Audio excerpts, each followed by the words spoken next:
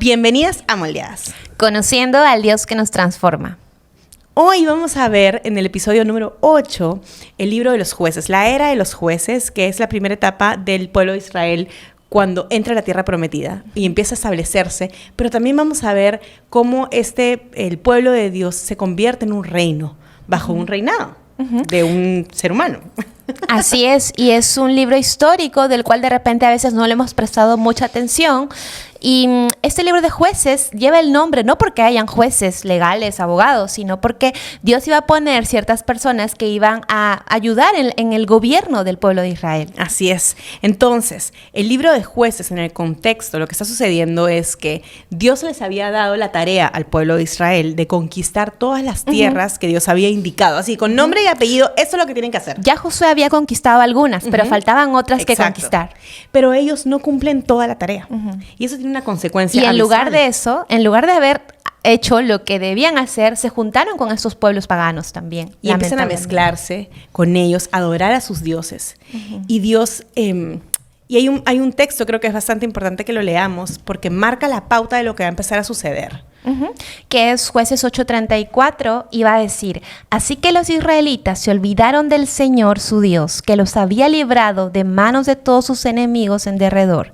Tampoco mostraron bondad a casa de Jeroboam, es decir, Gedeón, conforme a todo el bien que él había hecho a Israel. Entonces los israelitas se olvidan de Dios y empieza a pasar algo que lo vamos a ver a lo largo de todo el libro de jueces. Hay un ciclo que se cumple. Majo, y esta palabra es muy triste. Se olvidaron de Dios, de ese mismo Dios que los liberó una y otra vez en el pasado. Y espera, que lo vamos a ver en el libro de jueces y creo que es doloroso porque uno lo lee desde afuera, ¿verdad? Pero probablemente esa es también la vida que muchas veces quizás podríamos estar llevando nosotros. Sí, y este ciclo de depravación y de tristeza va del pecado que teníamos a esta liberación que Dios en su gracia iba a tener con nosotros, a una temporada de paz. Perdón, antes de la liberación hay un ciclo de opresión, ¿verdad? Por parte del reinado. Y va a haber una liberación de parte de Dios por los jueces que Él va a poner, pero otra vez, y hay un reinado de paz, obviamente, pero luego otra vez caemos en el pecado. Sí. Y repetimos ese ciclo. Y es así. El libro de jueces empieza con un proceso de opresión por parte de los enemigos. Si ustedes se acuerdan de la historia de Sansón, oprimido, el pueblo de Israel estaba siendo oprimido por los filisteos y Dios levanta a Sansón. Y este es solamente un ejemplo porque son varios jueces que aparecen a lo largo de todo el libro de los jueces. El pueblo es oprimido y recién en la opresión se acuerdan de Dios, claman a Dios. Dios levanta a un juez, a un libertador, en este caso, en este ejemplo puntual, Sansón, y Dios obra a través de ese libertador para que sean liberados de sus enemigos. Entonces el pueblo entra en un periodo de paz y luego se olvidan otra vez de Dios y otra vez se vuelven a mezclar con la cultura pagana, vuelven a adorar dioses paganos y Dios permite que sean oprimidos nuevamente. Y es interesante porque estos jueces que Dios levanta, como Sansón, como Gedeón, como Débora, ninguno de ellos era perfecto, también tenían sus errores. A veces conocemos la historia de Sansón y como que la romantizamos por la escuela dominical y todo, ¿no? Pero realmente fue una historia muy triste, de mucha matanza. Sansón había tenido innecesaria, ¿no? tantas batallas, tantas guerras que sí, o sea, ayudaron al pueblo, pero finalmente estaba todo manchado de sangre. Y estos jueces corruptos, que al final también terminaron siendo hombres pecadores, nos iban también de alguna manera a apuntar a que iba a haber finalmente un juez levantado que iba a ser totalmente intachable. Totalmente. Y a mí, de verdad que Jueces es uno de mis libros favoritos de la Biblia porque puedo ver la misericordia de un Dios en medio del pecado, en medio de...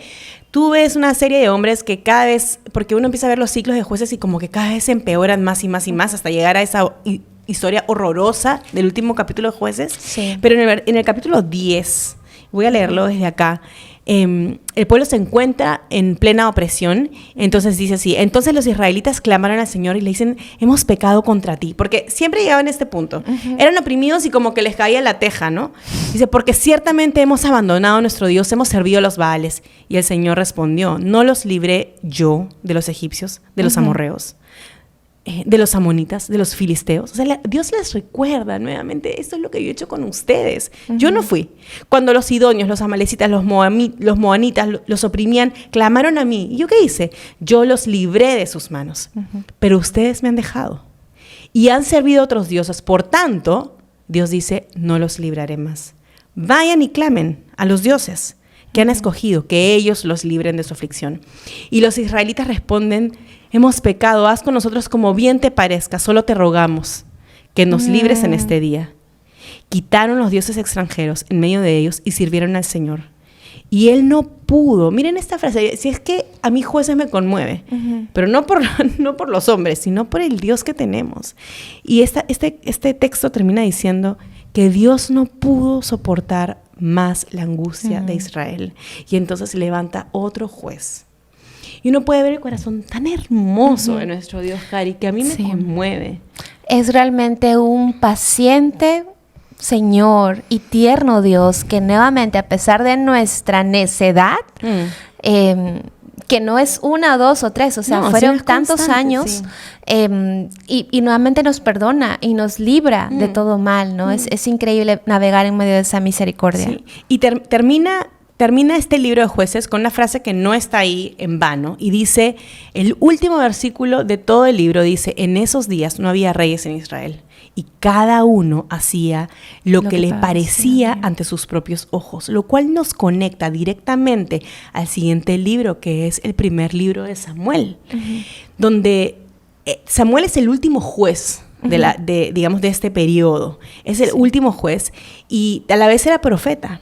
Y Dios lo usa para obviamente comunicar su mensaje y su verdad al pueblo, pero el pueblo es ya tan mimetizado, ¿verdad? Con sus vecinos, con otras religiones paganas, y empiezan a exigirle a Samuel, oye, nosotros queremos ser como ellos. De hecho, textualmente lo dicen.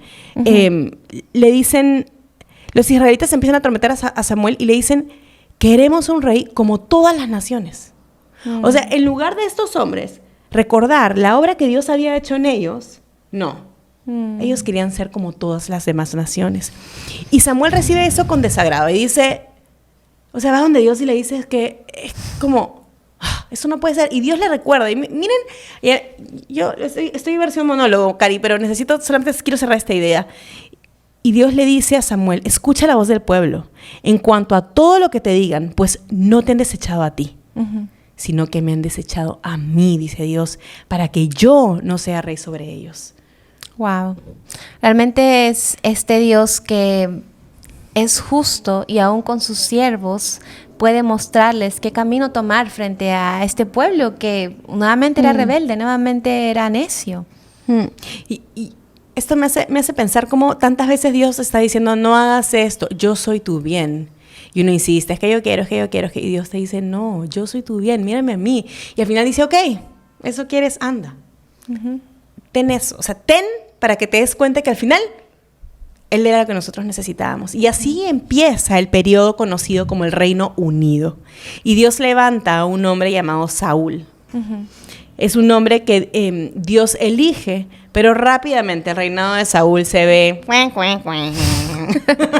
Lamentable. Sí, por la propia desobediencia de Saúl y porque Saúl se creía sabio en su propia opinión y creía que sabía mejor. El carácter de Saúl, a pesar de que era muy dotado, el carácter finalmente va a ser más relevante que cualquier talento natural de liderazgo o de lo que sea.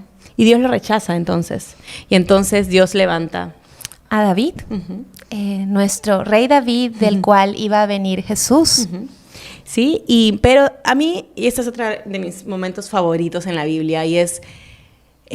David, Dios lo elige a David, Samuel lo unge con aceite, pero David no va e impone su liderazgo ante Saúl. Él espera en el tiempo de Dios y Saúl le entran celos y los celos lo carcomen y como que se atormenta por David. Lo ve a David como competencia porque sabía que Dios le había quitado el reinado. Sí. Y entonces empieza a perseguir a David para matarlo.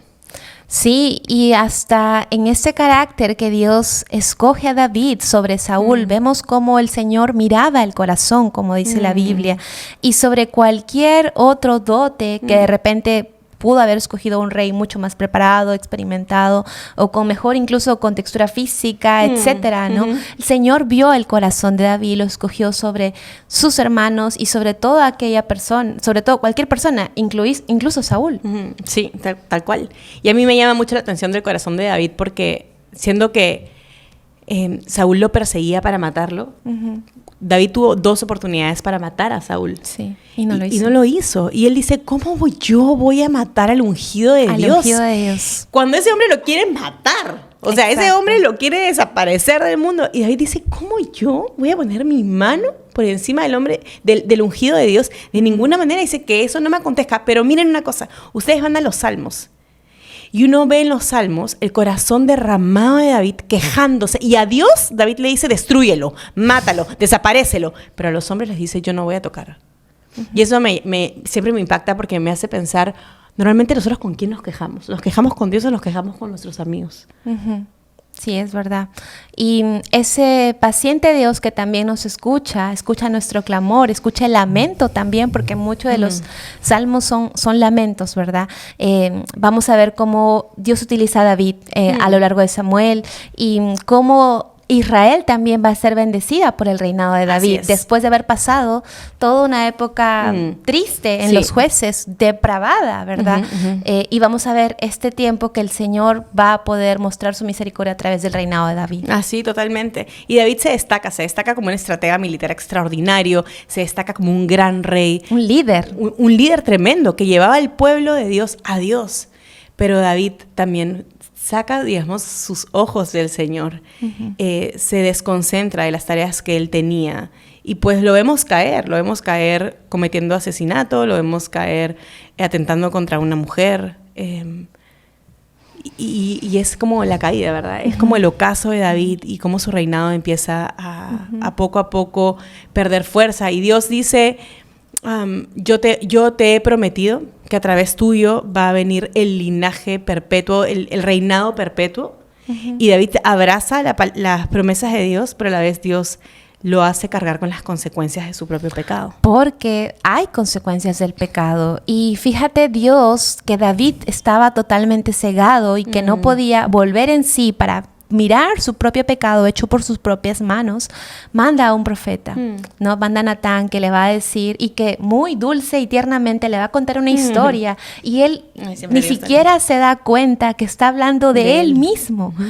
Y eso me parece tan genial, Majo, porque a veces Dios mismo nos enseña y nos hace abrir los ojos, nos hace volver en sí. Me encanta cuando en el hijo pródigo dice, y él volvió en sí.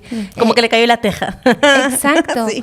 Y faltaba eso que David pudiera hacerlo, ¿no? Para que David se arrepintiese y de haber sido un pecador y haber caído en estas cosas como asesinato, como poder haber No nos gusta decirlo, pero yo siempre lo digo, o sea, fue una violación y asesinato y maquinar todo esto en su pensamiento, todo este plan malévolo. Pero finalmente el Señor lo restaura. Y Él en el Salmo 51, que es uno de los salmos más lindos, va a decir que lo purifique, que lo limpie, que lo santifique, que realmente pueda purificar todo su ser, porque Él estaba arrepentido y quería nuevamente tener esa santidad de Dios. Sí, y qué importante poder fijarnos en eso también, ¿no? Es un hombre que si bien Dios usó y levantó, pero también termina siendo un hombre. Termina cayendo. Y nos termina recordando que perfecto solo hay uno. Y perfecto solamente es Cristo. Y nuestros ojos pueden fijarse en Él y podemos, así como David, usar el Salmo 51 para usar las palabras de David también, para orarlas y ayudar a nuestro corazón a arrepentirse también de los pecados que nosotros hayamos podido cometer, pero recordando que las consecuencias, así como David las tuvo que sufrir y que le costaron finalmente ya la decadencia de su reinado. Así es. También a nosotros nos van a costar, porque pecar contra Dios, y como lo vimos en el capítulo anterior, en el episodio anterior, estamos pecando contra un Dios que es santo.